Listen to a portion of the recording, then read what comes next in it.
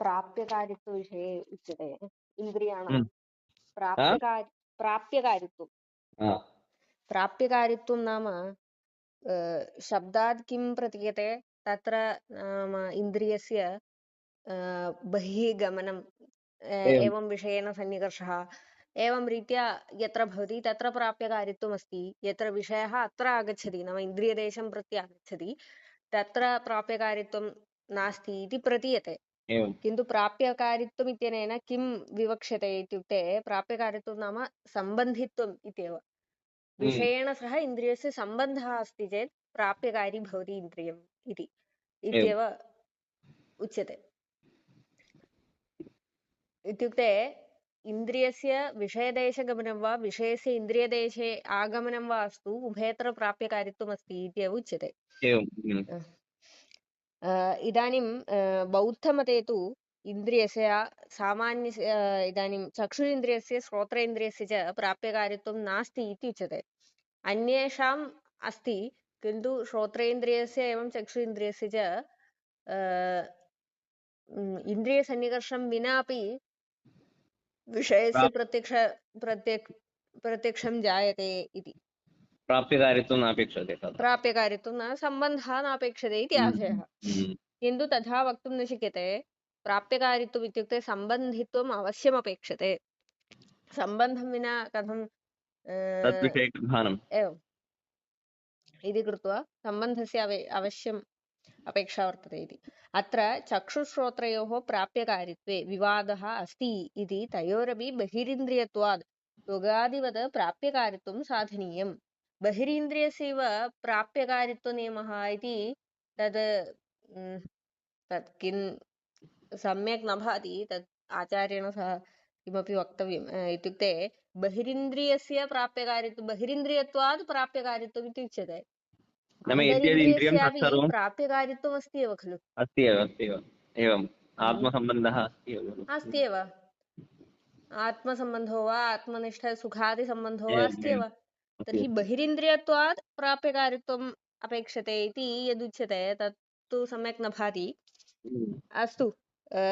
तदग्रे आगच्छति नाम मेघखण्डे आगच्छति इति कृत्वा इदानीं तथा लिखितम् इत्यपि वक्तुं शक्यते अत्र चक्षुश्रोत्रयोः प्राप्यकारित्वे विवादः अस्ति इति तयोरपि बहिरिन्द्रियत्वात् त्वगादिवत् प्राप्यकारित्वं साधनीयम् ततश्च चक्षुषः पृथुतर पृथिवीधर तस्मात् किं जातं बौद्धमते यथा चक्षुरिन्द्रियस्य श्रोत्रेन्द्रियस्य च प्राप्यकारित्वं नास्ति तथा अत्र नास्ति चक्षुरिन्द्रियस्य एवं श्रोत्रेन्द्रियस्य च प्राप्यकारित्वम् अस्ति इति चक्षुरिन्द्रियस्य विषयदेशे गमनं श्रोत्रेन्द्रियस्य स्थले तु विषयस्य श्रोत्रदेशे आगमनम् इति भेदः इदानीं चक्षुरिन्द्रियस्य गमनमस्ति इति अथवा चक्षुरश्मीनां गमनमस्ति इति उच्यते खलु तर्हि इदानीं चक्षुरश्मेः यावत् परिमाणं वर्तते तावदपेक्षया अधिकस्यापि पदार्थस्य नाम तावदपेक्षया अधिकस्य पदार्थस्य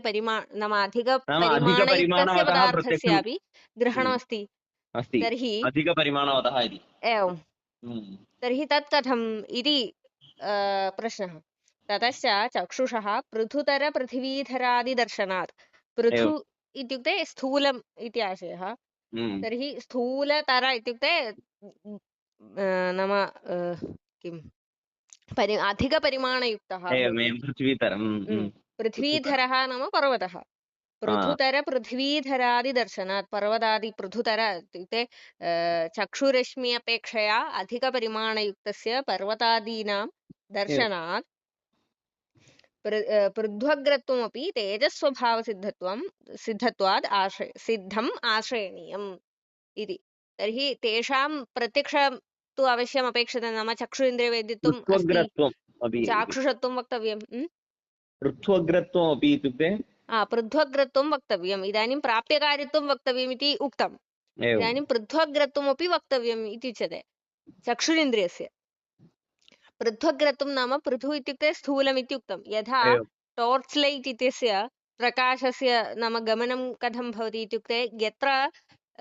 प्रकाशः आरभ्यते तत्र किञ्चित् परिमाणं लघु भवति एवं यत्र दूरे दूरे गच्छति चेत् तस्य प्रकाशस्य परिमाणम् अधिकं भवति एवम् एवम् इति कृत्वा तद्वदेव परिमाणम् इति नापेक्षते खलु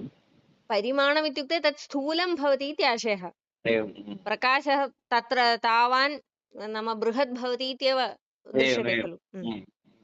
तर्हि तद्रीत्या उच्यते चेत् इदानीं चक्षुरश्मि यत्र वर्तते इत्युक्ते चक्षुरिन्द्रियदेशे कृष्णतारायां यदा वर्तते तदानीं परिमाणं किञ्चिदस्ति अथवा तावत् बाहुल्यं नास्ति तस्य यथा पर्वतदेशे देशं प्राप्नोति तदानीं तस्य बाहुल्यं भवति अथवा तद् बृहत् भवति इति कृत्वा तस्य पर्वतांशे सर्वांशेन सन्निकर्षः भवितुमर्हति सर्वांशेन इत्युक्ते यावत् तस्य प्रत्यक्षं भवति तावत् सन्निकर्षः भवितुमर्हति तस्मात् किं पर्वतस्यापि प्रत्यक्षविषयत्वं चक्षुरिन्द्रियवेद्यत्वं वक्तुं शक्यते इति तस्मात् इदं पृथ्वग्रत्वं यदुक्तं तद् तेजस्वभावः इत्युक्ते दीपस्यापि प्रकाशः एवमेव गच्छति इत्येव दृश्यते तद्वदेव इति ततश्च तद्वत् अत्र चक्षुरिन्द्रियस्यापि तेजस्त्वं वर्तते इति कृत्वा पृथ्वग्रत्वमपि कल्पनीयम् इति ततश्च चक्षुषः पृथुतरपृथिवीधरादिदर्शनात् पृथ्वग्रत्वमपि तेजस्वभावसिद्धम् आश्रयणीयम् तथा इदानीं तत्र चक्षुरिन्द्रियविषये एव इतोपि उच्यते नाम अतिदूरे विद्यमानस्यापि पदार्थस्य यथा समीपे विद्यमानस्य पदार्थस्य दर्शनं तावानेव विलम्बः अतिदूरे विद्यमानस्य पदार्थस्य दर्शनार्थमपि वर्तते तर्हि तत्र किं कल्प्यते तेजस्वभावः नाम इदं वेगविशेषात् तथा प्रत्यक्षं भवति इति नैयायिकैरुच्यते अथवा वेदान्तिभिरपि तथैव उच्यते किन्तु अत्र तथा नोच्यते अत्र अन्या रीतिः तथा उन्मीलनक्षणे एव दूरतरशनैश्चरादिदर्शनात् शनिग्रहस्य अपि दर्शनं भवति उन्मीलनक्षणे एव तर्हि दूरतरशनैश्चरादिदर्शनात् व्याप्यावस्थितेन बाह्यतेजसा निर्गमनसमये एकीभावः कल्पनीयः इति किं भवति तत्र इदानीं चक्षुरश्मि यदा नाम चक्षुषः उन्मीलनं यदा भवति तदानीं चक्षुरश्मिः बाह्यतेजसा सह एकीभूतं भवति अथवा तादात्म्येन सम्बद्धं भवति तस्य तेजसः शनिग्रहेण सह सम्बन्धः वर्तते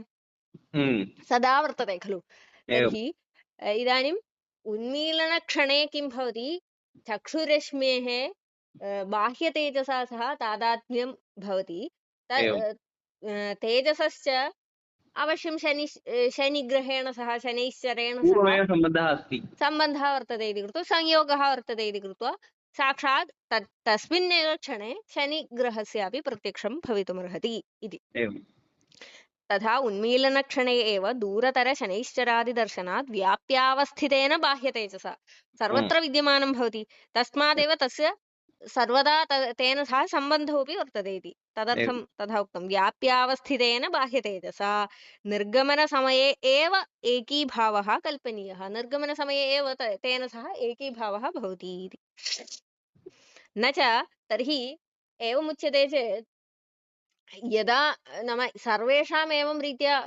नाम चक्षुरिन्द्रियवेद्यत्वं स्यात् लोके विद्यमानस्य सर्वस्यापि पदार्थस्य यत् चक्षुरिन्द्रियवेद्यं योग्यं भवति पृष्ठभागे यत् सर्वम् अस्ति एवं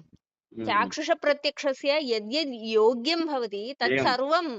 द्रष्टुं शक्येत कुत्रापि भवतु द्रष्टुं शक्येत इति स्यात् खलु इति एतदर्थं सम्बन्धस्तु अस्ति एवं बाह्यतेजसा सह सम्बन्धः वर्तते इति न च बाह्यतेजसः सकलव्यापित्वात् केरळेभ्योऽपि गङ्गादर्शनप्रसङ्गः केरळे तिष्ठापि किं गङ्गादर्शनं स्यात् गङ्गादर्शनं काश्यां विद्यमानस्य गङ्गायाः अपि दर्शनं स्यात् एवम् इति चेत् तत्र किमुच्यते अदृष्टोपगृहीतेनैव आलोकभागेन एकीभावात् तत्र किमुच्यते अदृष्टस्यापि अपेक्षा वर्तते नियामकत्वमस्ति इति अदृष्टं वर्तते चेत् अदृष्टः इति अदृष्टम् इत्येव खलु नाम अदृष्टं तत्र प्रतिबन्धकम् इति वा न न न सहकारिकारणम् इति ओ नाम ज्ञानजनने एवं यदि भवतां नाम गङ्गादर्शनाय अदृष्टं वर्तते तर्हि केरळे तिष्ट्वा अपि गङ्गादर्शनं भवति यदि नास्ति तर्हि न भवति इति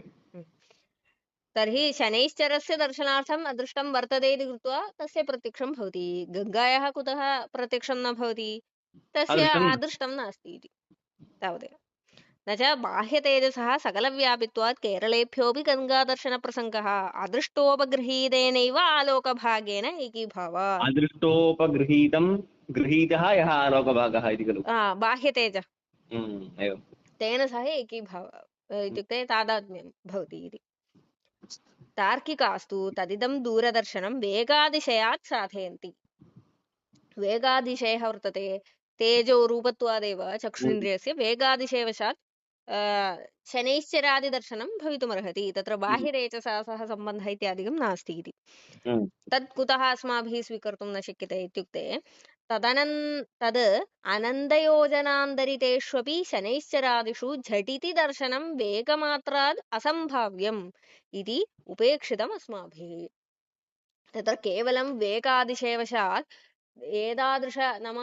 बहुदूरे विद्यमानस्यापि अनन्तयोजना अन्तरितेष्वपि अनन्तयोजना दूरे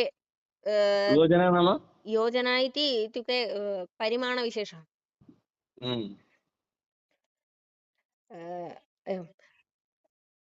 अनन्तयोजनान्तरितेष्वपि शनैश्चरादिषु झटिति दर्शनमस्ति तत्रैव क्लेशः क्षणविलम्बः दृश्यते चेत् वेगादिशयः वक्तुं शक्यते किन्तु अत्र क्षणविलम्बः नास्ति यथा घटस्य नाम समीपे विद्यमानस्य तावानेव विलम्बः दृश्यते शनैश्चरस्यापि दर्शनार्थम् तर्हि एतादृश वेगादिशयः तत्र वेगमात्रस्य किं वेगमात्रेण इदम् उपपादयितुं न शक्यते इति आशयः तस्मात् अस्माभिः एतत् न स्वीक्रियते इति तद् इति अन्ते योजनीयम् अनन्तयोजनान्तरितेष्वपि शनैश्चरादिषु तद् झटिति दर्शनं वेगमात्राद् असम्भाव्यम् इति तद् उपेक्षितम् अस्माभिः सा प्रक्रिया इति एवं नाम वेगादिशयात् उपपादनम् अस्माभिः उपेक्षितम् इति एतानि च चक्षुरादीनि अनुद्भूतरूपस्पर्शत्वात् प्रत्यक्षेण न गृह्यन्ते इति सिद्धानि इन्द्रियाणि इदं सर्वेषां समानम् तस्य अनुद्भूतस्पर्शवत्वं वर्तते इति कृत्वा प्रत्यक्षेण एतेषाम् इन्द्रियाणां प्रत्यक्षं न भवति इति सन्निकर्ष इदानीम् इन्द्रियसन्निकर्षविषये उच्यते सन्निकर्षस्तु द्विविधः संयोगः संयुक्ततादात्म्यं चेति अत्र तादात्म्यम् इत्यनेन भेदाभेद एव उच्यते न तु केवलाभेदः सन्निकर्षस्तु द्विविधः संयोगः संयुक्ततादात्म्यं चेति तत्र संयोगेन द्रव्याणां ग्रहणं संयुक्ततादात्म्येन अन्येषां तत्र विद्यमानगुणजात्यादीनां ग्रहणम् इति तावदेव नास्ति एवं समवायस्थाने एव तादात्म्यं तत्र पृथिव्यप्तेजसां चक्षुस्त्वगिन्द्रियाभ्यां संयोगात् ग्रहणं चक्षुरिन्द्रियेण त्वगिन्द्रियेण च पृथिवी पृथिव्याः अपः एवं तेजसश्च प्रत्यक्षं भवति चक्षुरिन्द्रियवेद्यत्वं चाक्षुषत्वम् एवं त्वाचस्त्वम् इति स्यात् त्वगिन्द्रिय प्रत्यक्षविषयत्वं त्वगिन्द्रियजन्यप्रत्यक्षविषयत्वं चाक्षुषत्वम् इति यथा उच्यते तद्वत् उक्तं त्वाच प्रत्यक्षम् त्वाचस्त्वम् इति स्यात् प्रष्टव्यं संयोगात् ग्रहणं त्वाच प्रत्यक्षम् त्वाच प्रत्यक्षम् एवं ग्रहणं वायोस्तु त्वक्संयोगात् नाम त्वगिन्द्रियवेदित्वम् अस्ति इति एवं त्वगिन्द्रियप्रत्यक्षं भवति दिङ् नभस्तमसां दृक्संयोगात् चक्षुरेन्द्रियवेद्यत्वं वर्तते इति दिशः एवं नभसः आकाशस्य तमसः च किं चक्षुरेन्द्रियवेद्यत्वम् अस्ति इति एवं शब्दस्यापि अत्र किं द्रव्यत्वं स्वीक्रियते एवं तमसः अपि अत्र द्रव्यत्वमस्ति द्रव्यत्वम् शब्दस्य श्रोत्रसंयोगात् श्रोत्रेण सह संयोगात् ग्रहणं कुतः शब्दस्यापि द्रव्यत्वात् श्रोत्रेन्द्रियेण संयोगः भवितुमर्हति आत्मनः मनस्संयोगात् आत्मप्रत्यक्षं मनस्संयोगात् भवति इदानीं कः क्लेशः मनसः अपि विभुत्वं वर्तते तर्हि आत्ममनस्संयोगः कथं भवति संयोगस्तु विभुनो संयोगः उपपादयितुं न शक्यते खलु यत्र कर्म वर्तते कारणमस्ति तदानीमेव अयं विलक्षणसंयोगः इति अङ्गीक्रियते खलु नित्यसंयोगः इति वक्तव्यं तदेव उच्यते अत्र जन्यत्वं नापेक्षते सर्वत्र अनित्यसंयोगः एव दृश्यते तर्हि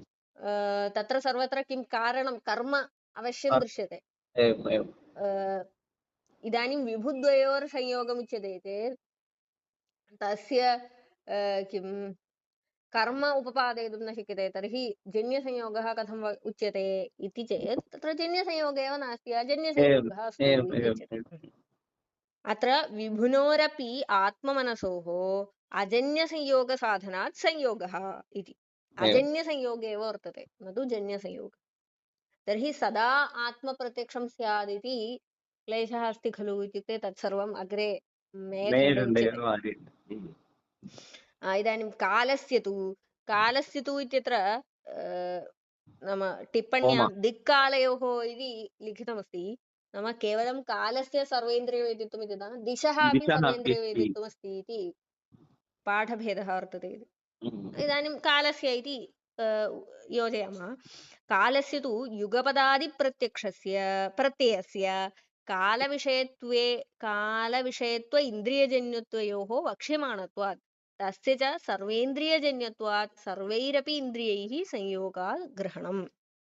इदानीं प्रथमं किमुच्यते कालस्य तु युगपदादिप्रत्ययस्य युगपद् इत्यादि प्रत्यये इत्युक्ते युगपद् आगच्छति इत्युक्ते तर्हि युगपद् जातम् इति यत्र प्रतीतिः वर्तते तत्र युगपद् इत्यनेन किं विवक्षितं काले एव तत्र प्रत्यक्षीकृतः इति वक्तव्यम् तर्हि तादृशयुगपदादिप्रत्ययस्य कालविषयत्व इन्द्रियजन्यतयोः वक्ष्यमाणत्वात् काले तत्र युगपद् इत्यनेन किं नाम कः तत्र विषयः इत्युक्ते काल एव विषयः एवं तस्य ज्ञानस्य इन्द्रियजन्यत्वम् अस्ति वा इत्युक्ते इन्द्रियजन्यत्वमपि अस्ति तर्हि कालविषयत्वम् इन्द्रियजन्यत्वम् उभयम् अग्रे मेखण्डे साधयिष्यते तस्मात् तत् वक्ष्यमाणं भवति इति कालविषयत्व इन्द्रियजन्यत्वयोर्वक्ष्यमाणत्वात् एवं तस्य च सर्वेन्द्रियजन्यत्वात् इत्युक्ते युगपदादिप्रत्ययस्य सर्वेन्द्रियजन्यत्वं वर्तते इति युगपदादिप्रत्ययं तद् इदानीं चक्षुरिन्द्रियेण अपि युगपद् इति प्रतीतिर्भवति श्रोत्रेन्द्रियेणापि भवति एवं रीत्या रसनेन्द्रियेण युगपद् अनुभूयते इति इदानीं यदा मधुरम् अनुभूयते तदानीमेव अन्यस्यापि रसस्य अनुभवः अस्ति तदानीं युगपद् इति प्रतीतिः भवितुमर्हति एवं भवति एवं रीत्या सर्वेन्द्रियवेदितुं युगपदादि इत्युक्तं युगपद् इत्येव अपेक्षते इत्यपि नास्ति एवं रीत्या कालस्य सर्वेन्द्रियवेद्यत्वमपि वक्तव्यम् इति सर्वेन्द्रियजन्यत्वात् सर्वैरपि इन्द्रियैः संयोगात् कालस्य ग्रहणम् इति यदा तु चक्षुरादिसंयुक्तेषु पूर्वोक्तेषु पृथिव्यादिषु तदात्मभूतानां जातिगुणकर्मणां ग्रहणं तदा संयुक्ततादात्म्यं सन्निकर्षः तदात्मभूतानाम् इत्युक्ते तत्र विद्यमानानां तत्र भेदाभेद एव सन्निकर्षः इति एतस्मात् ज्ञायते यदा तु चक्षुरादिसंयुक्तेषु पूर्वोक्तेषु पृथिव्यादिषु तदात्मभूतानां तत्र विद्यमानानां जातिगुणकर्मणां ग्रहणं तदा संयुक्ततादात्म्यं सन्निकर्षः तदुक्तं रूपादीनां तु संयुक्तद्रव्यतादात्म्यमेव नः प्रतीतिकारणं तस्मात् न सम्बन्धान्तरस्पृहा रूपादीनां तु संयुक्तद्रव्यतादात्म्यमेव नः प्रतीतिकारणं नः अस्माकं किं प्रतीतेः कारणं किं भवति रूपादीनां प्रतीतिः वर्तते तस्य कारणं किं संयुक्तद्रव्यतादात्म्यं संयुक्तं यद् द्रव्यं तेन सह तादात्म्यं वर्तते रूपादीनां तर्हि तादृशसंयुक्ततादात्म्यसन्निकर्षेण प्रतीतिः भवति प्रत्यक्षं भवति इति कृत्वा संयुक्ततादात्म्यम् एव अस्माकं सन्निकर्षः न तु संयुक्तसमवायादिकम् इति स्पृहा इति यदा तु जातिगुणकर्मगतानां सत्तारूपत्वकर्मत्वादीनां ग्रहणं तदा तेषामपि परम्परया तादात्म्यसम्भवात् संयुक्ततादात्म्यमेव सन्निकर्षः इति मन्यामहे संयुक्ततादात्म्यमेव जातौ विद्यमानस्य सत्तायाः अथवा गुणे विद्यमानस्य सत्तायाः एवं रीत्या रूपत्व कर्मत्वादि जातीनाम् अपि ग्रहणं कथं भवति इत्युक्ते संयुक्ततादात्म्येनैव भवति इति उच्यते कथम् इत्युक्ते इदानीं रूपे संयुक्ततादात्म्यं वर्तते रूपत्वेन सह कः सम्बन्धः भवति इत्युक्ते संयुक्ततादात्म्यं रूपे वर्तते तत्रैव रूपत्वं स्वरूपसम्बन्धेन अथवा तादात्म्यसम्बन्धेन वर्तते संयुक्ततादात्म्यतादात्म्यम् इति न इदानीं संयुक्ततादात्म्यमेव सन्निकर्षः इति रीत्या उच्यते एवं वक्तुं न शक्यते चेत् संयुक्ततादात्म्यतादात्म्यम् इति अन्यः सन्निकर्षः अस्तु इति अग्रे उच्यते इदानीं तद् न इदानीं किं संयुक्ततादात्म्यमेव सन्निकर्षः तदानीं किं भवति संयुक्ततादात्म्यविशेषणता इति वक्तव्यं वा न न न तथा किमपि नास्ति संयुक्ततादात्म्यम् इत्येव तथा किं भवति संयुक्ततादात्म्यस्य पुनः सन्निकर्षः वक्तव्यः तावदेव इत्युक्ते संयुक्ततादात्म्यस्य पुनः सम्बन्धः कः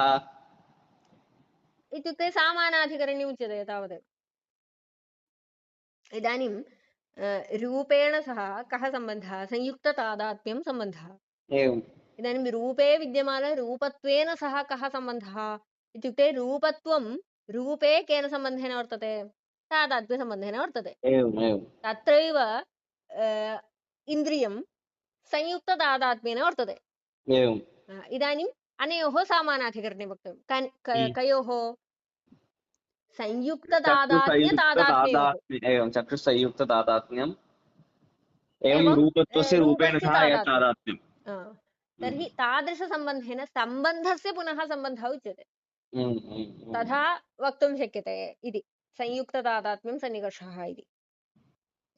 यदा तु जातिगुणकर्मगदानम् अत्र कः विशेषः जातौ अपि सत्ता वर्तते इति एतेषां मतं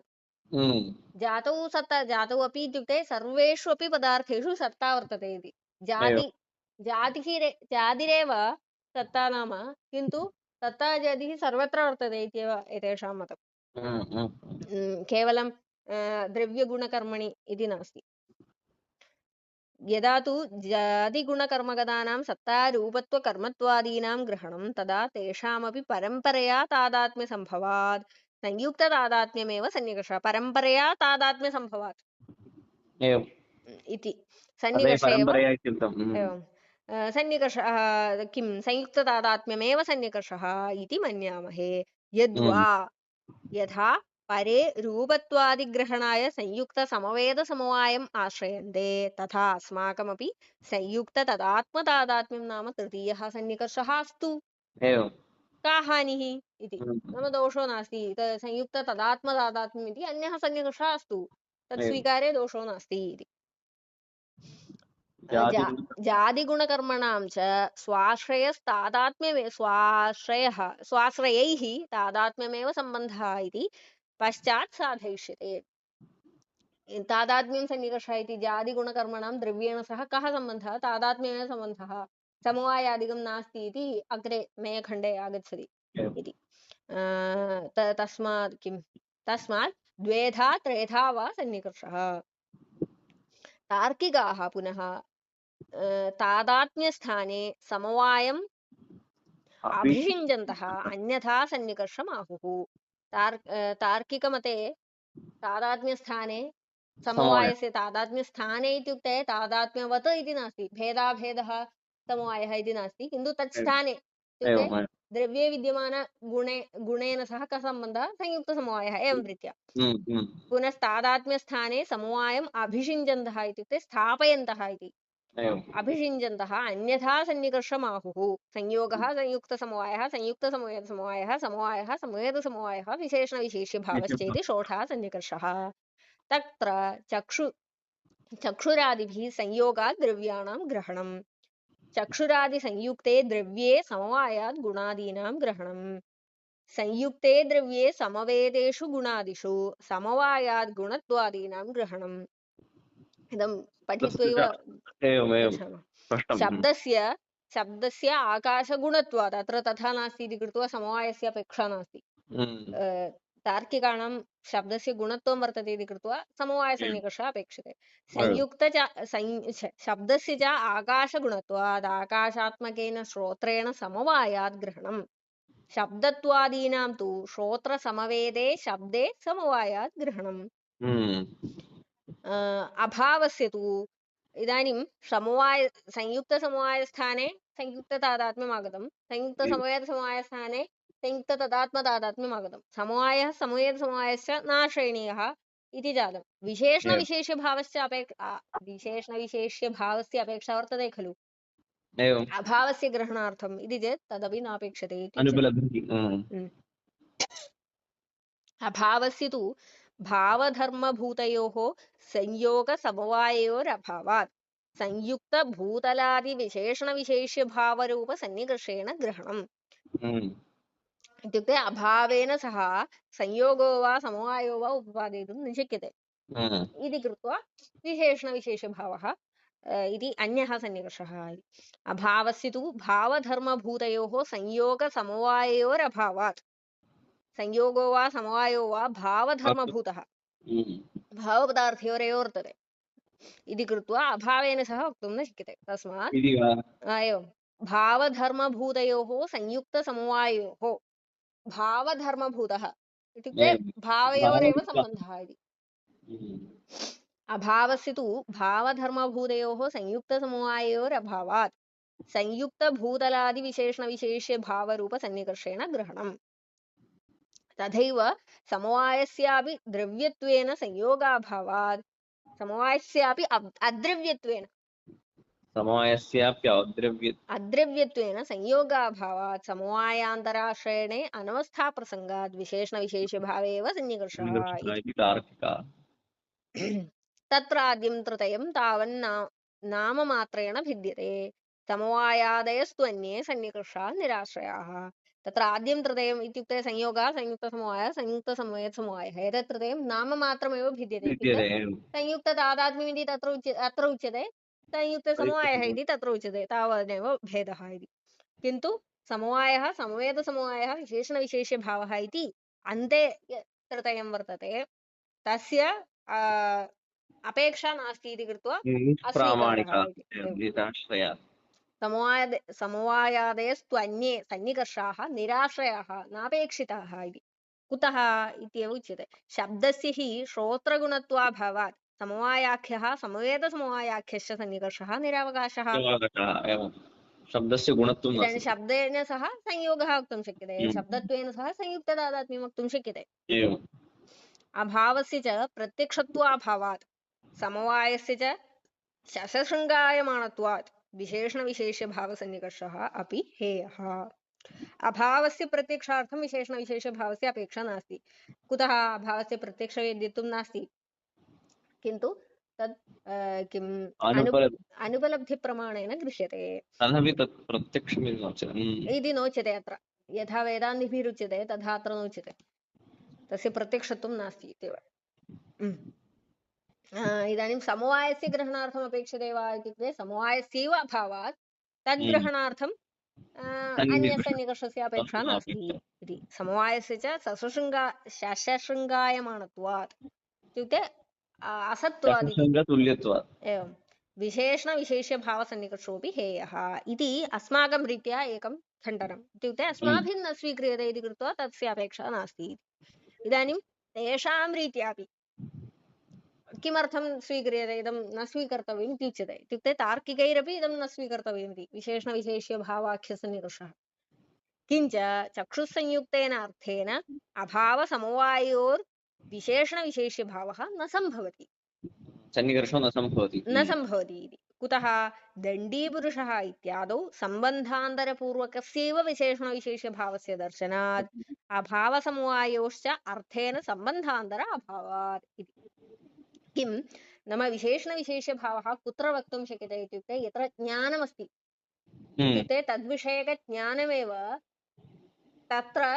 विशेष्यता वा विशेषणता वा जनयति अथवा ज्ञानात् पूर्वं वक्तुं न शक्यते ज्ञानात् पूर्वं यतः नाम ज्ञाने विशेष्यतया भासते वा विशेषणतया भासते वा इति वक्तव्यं ज्ञानात् पूर्वमेव विषये विशेष्यता वा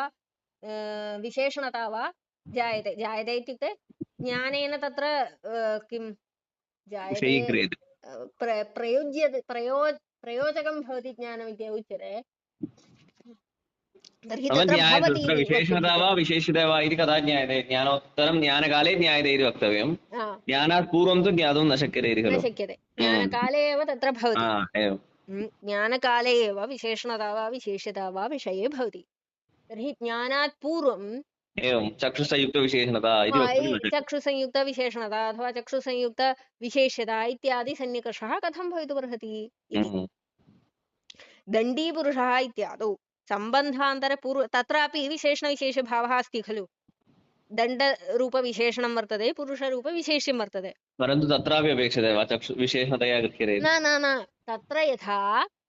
दण्डस्य विशेषत्वं पुरुषस्य विशेषणत्वं दण्डस्य विशेषणत्वं पुरुषस्य विशेषत्वम् इति कदा उच्यते तत् ज्ञानानन्तरं समकाले ज्ञानोत्तरं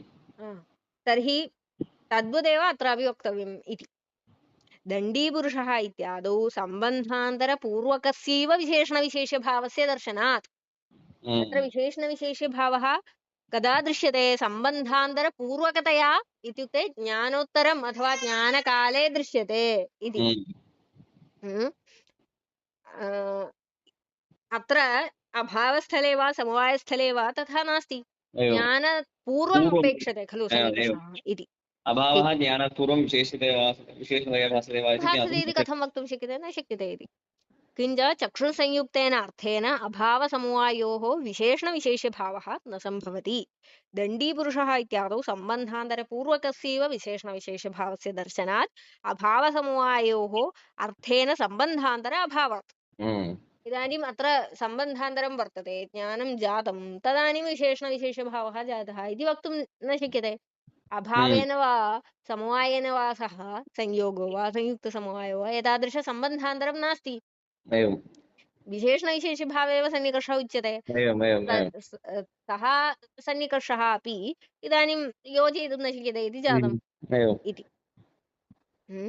अभावसमवायोश्च अर्थेन सम्बन्धान्तर अभवात् इति इदानीं प्राभाकरमते उच्यते तेषां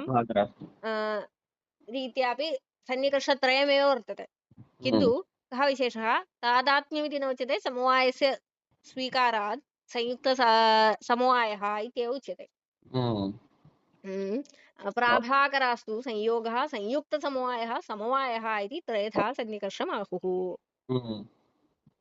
तन्मते रूपत्वादीनाम् अभावात् संयुक्तसमवेतसमवायः नाश्रयणीयः रूपत्वादीनाम् अभावात् इत्युक्ते रूपत्वस्य जादित्वं नास्ति इति रूपत्वं जादर्न भवति इति कृत्वा रूपत्वस्य प्रत्यक्षविषयत्वं नास्ति इति वा जादित्वेन प्रत्यक्षविषयत्वं नास्ति इति वा वक्तुं शक्यते तर्हि तस्य ग्रहणार्थं संयुक्तसमवेतसमवायस्य अपेक्षा नास्ति रूपे विद्यमानजातेः ग्रहणार्थं संयुक्तसमवेतसमवायस्य अपेक्षा नास्ति इति कृत्वा सः सन्निकर्षः नाश्रितः इति इदानीं किमर्थं तैः रूपत्वादीनां जातित्वं नाङ्गीक्रियते इत्युक्ते तेषां मते किमस्ति अनुगतसंस्थानव्यङ्ग्या भवति जातिः इत्युक्ते यत्र अनुगतसंस्थानं वर्तते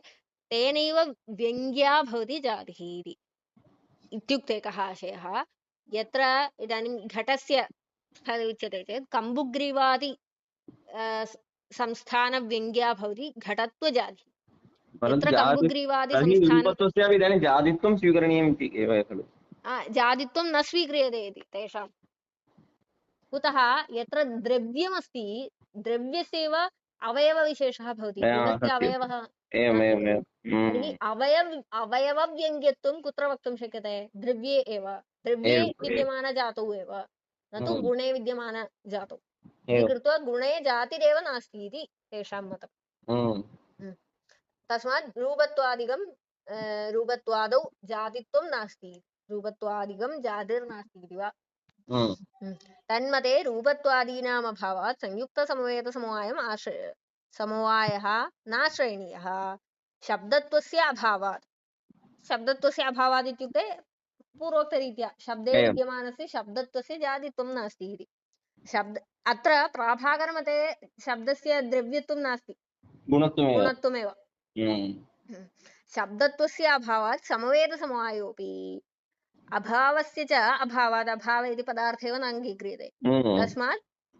विशेषणविशेषभावस्य अपेक्षा नास्ति इति उच्यते अभावस्य च अभावात् समवायस्य च प्रत्यक्षत्व अभावात् समवायस्य प्रत्यक्षं न भवति तस्मात् विशेषणविशेषभावोऽपि नाश्रयणीयः इति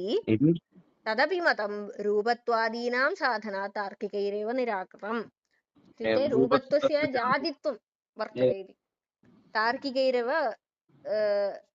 किं साधयिष्यते इति निराकृतं रूपत्वादीनां जातित्वं वर्तते इति साधितं तार्किकैः तस्मादेव तेषां मतं निराकृतम् इति तस्मात् उक्तप्रकार एव सन्निकर्षः इति एतावदेव अपेक्षते